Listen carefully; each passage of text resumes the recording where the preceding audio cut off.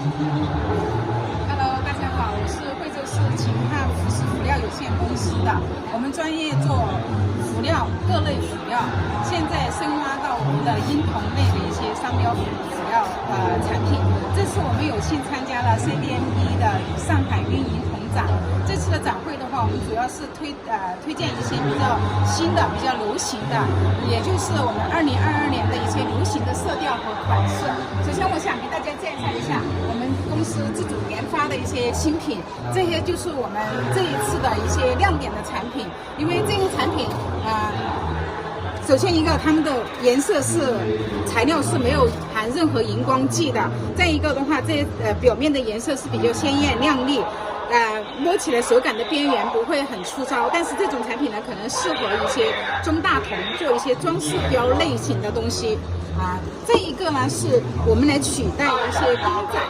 公仔的一些商标，这些商标公仔的商标有很多，他们是做了过后在水洗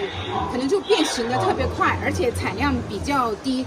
价格比较贵。我们经过了这些一系列改良，然后制造成今天这一个样子。我觉得这个是可以适合推荐一些0到3岁的一些小孩子用的。